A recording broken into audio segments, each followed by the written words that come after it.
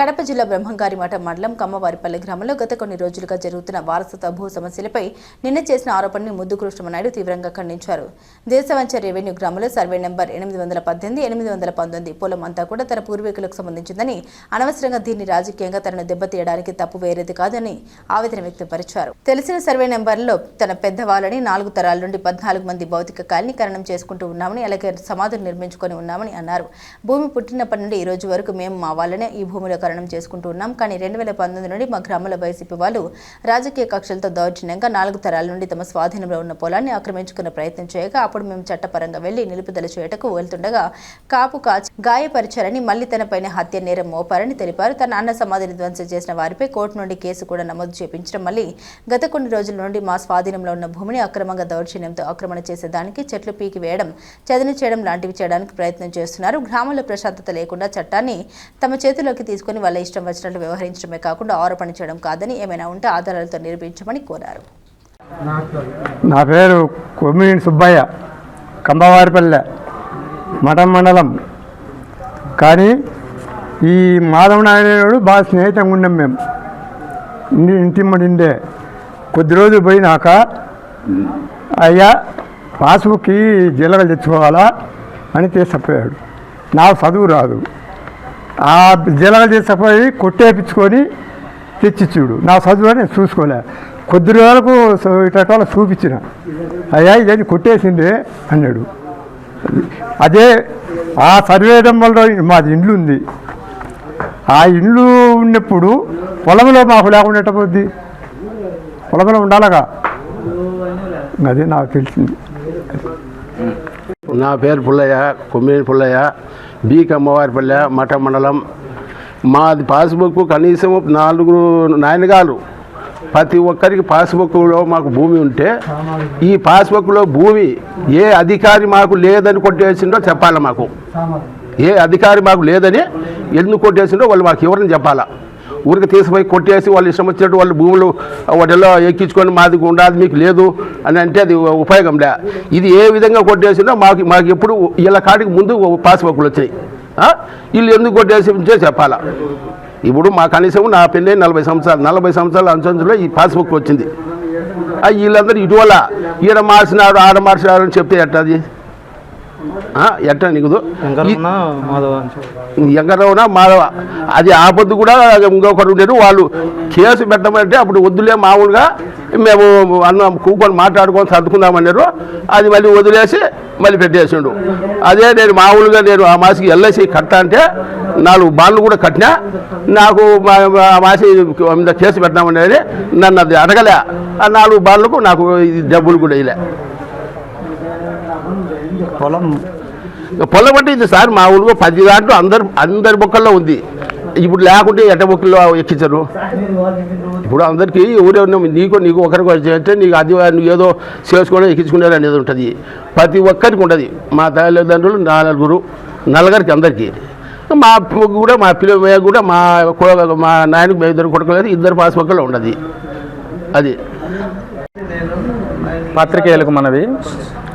కమ్మవారిపల్లె గ్రామంలో గత కొన్ని రోజులుగా జరుగుతున్నటువంటి ఘటనల మీద నేను పూర్తి స్థాయిగా సమగ్రంగా విశ్లేషించి నా ఒపీనియన్ చెప్పదలుచుకున్నాను.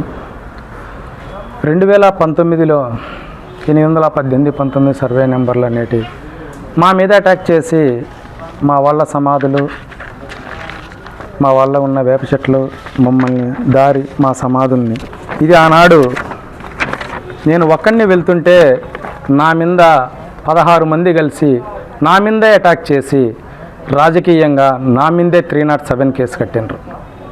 అంటే నేను ఒకడిని వెళ్తూ ఉంటే దౌర్జన్యంగా నాపైనే దాడి చేసి నాపైనే 307 కేసు పెట్టారు.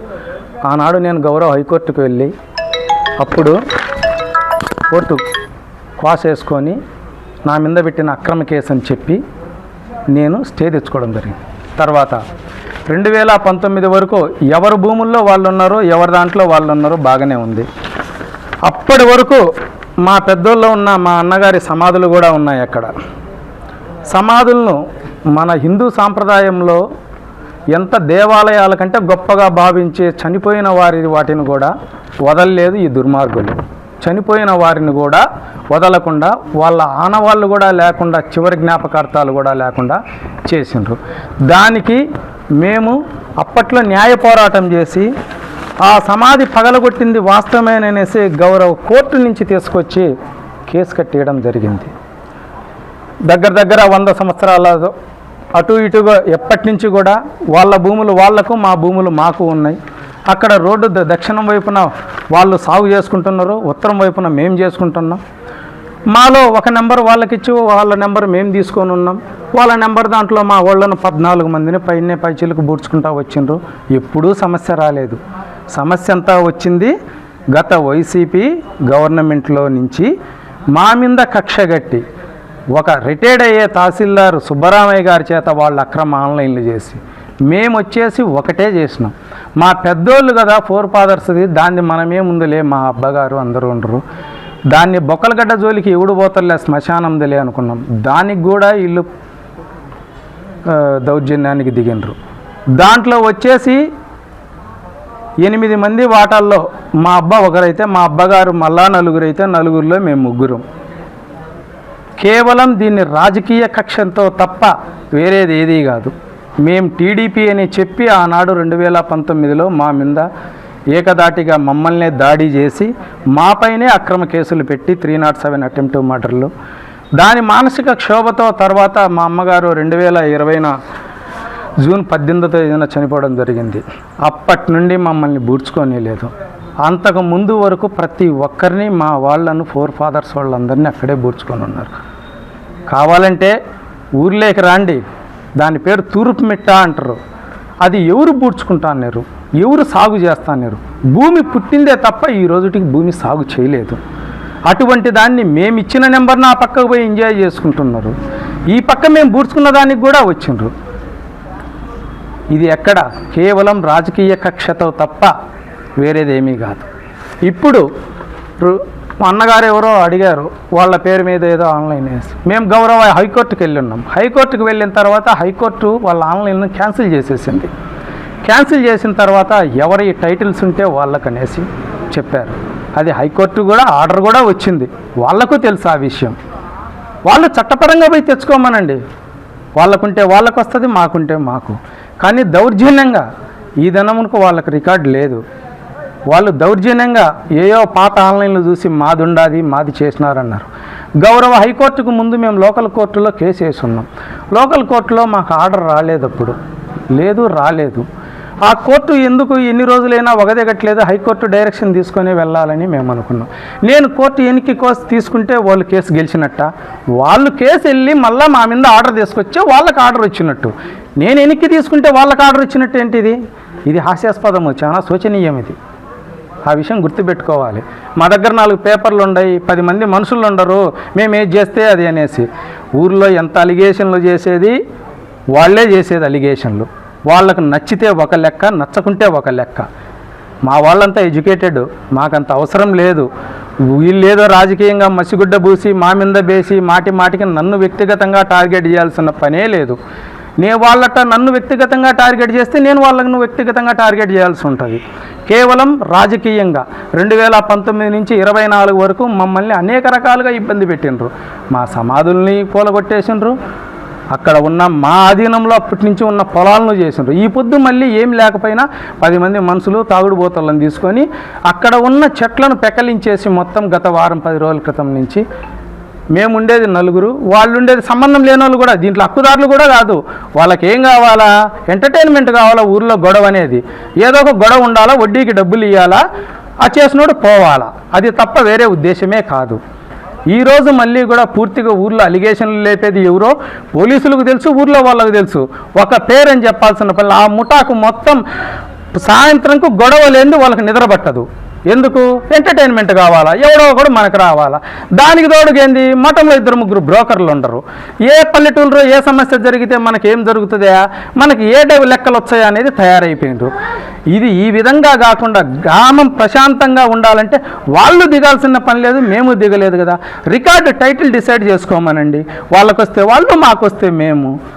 అంతకు తప్పక మాకు ఎంఆర్ఓ గారు, ఆర్డీఓ గారు, కలెక్టర్ గారు వాళ్ళు అవి ఇచ్చినారు ఇవి ఇచ్చినారు, మీరు ప్రూవ్ చేసుకోండి, మీకుంటే మీకుంటుంది, మాకుంటే మాకు వస్తుంది. అంతే తప్పని రౌడీజంగా రాత్రుల పూట కంపలు కాల్చడము, సమస్యలు జరుగుతాయి అంటే పోలీసు వాళ్ళ మీదకి తిరగమల్లడము, ఇది చాలా నీచమైన పని. పూర్తిగా అసలు ప్రజాస్వామ్యంలోనే మాయని మచ్చలు మేము చెప్పేది. ఈ విషయం చాలా దారుణమైన, వాళ్ళు చేసే తప్పు పనులన్నీ వాళ్ళు చేసేది మా మీద అనేది, ఫలాని తప్పని చెప్పమను, మేమేం చేసినాం అనేది.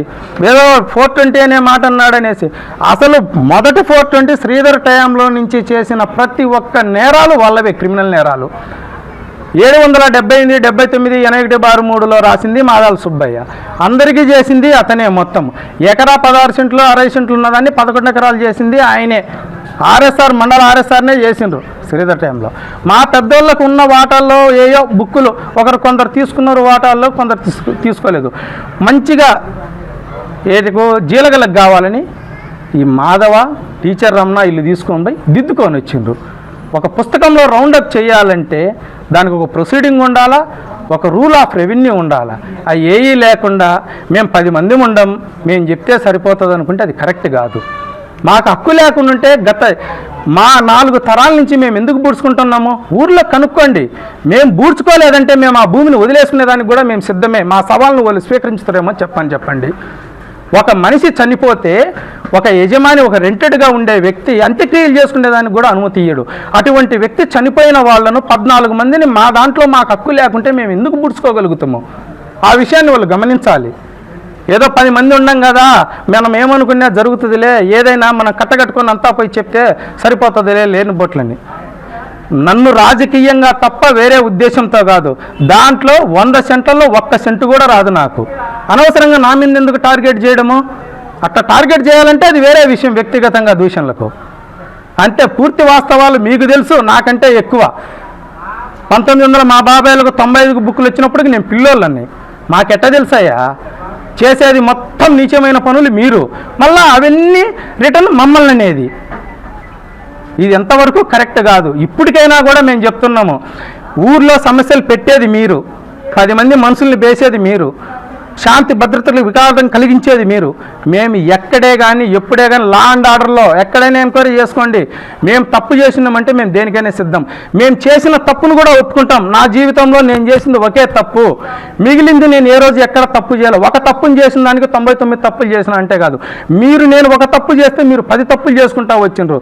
నేను ఒప్పుకున్నట్టు సిద్ధంగా నిజాయితీగా మీరు ఒప్పుకునేదానికి సిద్ధమైతే మీరు కూడా రెడీ ఎప్పటికైనా కూడా. ఒక మాధవ నాయుడు తాళ్ళ నారాయణమ్మ అనే పేరుతో దిగోని ఆల్టర్లో 2001లో డీకేటీ పట్టాలు చేపించిండు, అమ్మిండు. డి నరసింహాపురం 20/5లో చేపించిండు, అది కూడా ఆయన ఆధీనంలో డీకేటీ పెట్టుకున్నాడు. ఒక 5 ఎకరాలు 900 సర్వే నెంబర్లో పెట్టి చేసిండు. తర్వాత వచ్చేసి వాళ్ళ భార్య పేరుతో డీకేటీ తెచ్చుకున్నాడు. ఒక వ్యక్తికి ఇన్ని ఎకరాలు ఎట్టొచ్చది? చేసేది వాళ్ళు. మొత్తం తప్పు పనులన్నీ వాళ్ళు చేస్తారు, మమ్మల్ని అంటారు.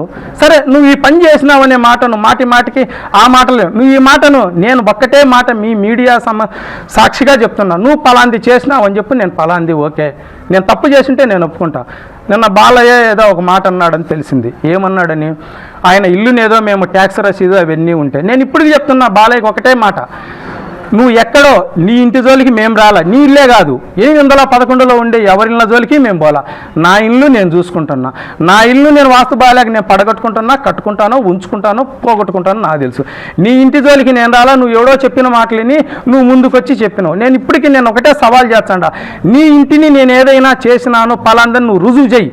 నేను ఏదానికైనా సిద్ధమే. నువ్వు ఏదన్నా లేదా నువ్వు రుజువు చేయని పక్షంలో ఖచ్చితంగా నాకు సమాధానం చెప్పాల్సిన బాధ్యత ఉంది నీ మీద. అది ఇప్పటికైనా మిగిలిన భూములు కూడా ఈరోజు కూడా కర్రలు ఎత్తడము, 10 మంది ఆడ ఉండడము, రాత్రుల పూట కంపగాల్చడం అంత అవసరమేమి?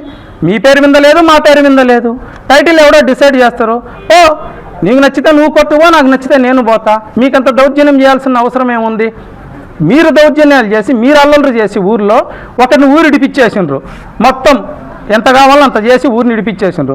కంకణం కట్టుకున్నారు ఒకరికొకటి చెయ్యాలనేసి. ఇది కేవలం రాజకీయంగా ఎదుర్కొనలేక మమ్మల్ని 2019 నుంచి 24 వరకు మేము టీడీపీ అయినందువల్ల తప్ప వేరే ఉద్దేశం కానే కాదు.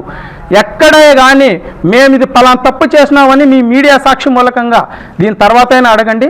నేను ఏ రోజైనా నేను తప్పు చేసింటే నేనే కాదు మా 8 మంది అబ్బగారి తరపునైనా కూడా మేము సమాధానం ఇచ్చేదానికి సిద్ధంగా ఉన్నాం ఎప్పటికైనా కూడా. కావున ఇంతటితో ఊర్లో సమస్యలు లేకుండా ప్రశాంతంగా ఎప్పుడు ప్రతి ఒక్క డిపార్ట్మెంట్ని గౌరవించాలా, వాళ్ళు కాదని. అంటే మీకు ఒక ముసలాయన రిటైర్డ్ అయిన అక్రమంగా ఆన్లైన్లు చేసిన పొద్దు మీకు డిపార్ట్మెంట్ మంచిది. ఈరోజు మీరు అడిగిన గొంతెమ్మ కోరికలు తీర్చలేదని మీకు డిపార్ట్మెంట్ షెడ్యూల్. మేము ఆ మాట అన్నట్లే, మాకు టైటిల్ ఉంటే చేస్తారు, లేకుంటే లేదు. అది మేము చెప్పదలుచుకున్నది. అంతేగాని ఊర్లో అనవసరపు అల్లర్లు చేసి మీరు అల్లర్లు చేసి మా మీద వేయడం అనేది కరెక్ట్ కాదు. ఎంతసేపు ఉన్నా కూడా మీరు థర్డ్ పార్టీ ఎంక్వైరీ చేసుకోండి. మా తప్పు ఉంటే మేము దేనికైనా సిద్ధమే. ఇది నేను చెప్పదలుచుకునే విషయం.